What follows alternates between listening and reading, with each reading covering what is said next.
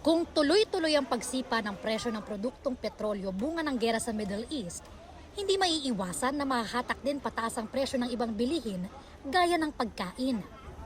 Kaya nangangamba ang ilang mamimili na baka kahit anong higpit nila ng sinturon, hindi pa rin sumapat ang budget nila sa pang-araw-araw. Hindi pa tumatas yung sahod. Wala na, binabudget na lang namin. Kunti-kunti na lang ang bibilin para makaraos lang. Magtipid na lang Hindi na tayo kakain. Pati ang negosyong karinderya ni Dimalin, apektado. Hindi na raw gaanong bumibili ng pagkain ng mga suking taxi driver na hirap din sa nakalululang presyo ng gasolina. Masakit sa bulsa. Magbawas na lang sa takal kasi hindi ka naman pwede magtaas ng hindi ka naman pwede magtaas ng taas kaagad kasi iwanan ka. Kabilang sila sa 41% ng mga Pilipino na naniniwalang ang dapat unahin ng gobyerno ay magawang abot kaya ang presyo ng pagkain.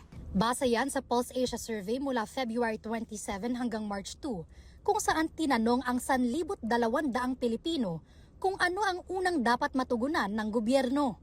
Kabilang din sa gustong patutukan ng korupsyon, dagdag na trabaho, edukasyon at healthcare. Dapat lang kasi lahat tayo, yan ang pinaka-importante pagkain, lalo yung bigas. Wala. Anong mga gawin natin? Sa Mega Q-Mart sa Quezon City, damang-dama rin ang pagtaas ng presyo ng karning baboy at isda. Ang kada kilo ng liempo, umaabot na ng 420 pesos. 320 hanggang 340 pesos naman nabibili ang kasim. Nasa 200 to 240 pesos naman ang galunggong. At 220 pesos hanggang 230 pesos naman ang bangus. Daing ng mga nagtitinda, kasabay ng pagtaas ng presyo, ang pagtumal ng benta. Kaya pati sila, lugi. Alam mo, pag tumaas ang gasolina, lahat damay na lahat yan. Kasi lahat ginagamit ng gasolina Transportation, sa lahat. Ngayon talaga lugi talaga kami ngayon sa to. Kasi tumaas na ang palinda, tapos matumal pa, talaga lugi kami. Kung dumating yun ang presyo, siyempre, dadagdagan mo yun. Hindi pwedeng ganun pa din. Siyempre, kailangan mong kumita. So, mahirap, pero sige lang, laban lang.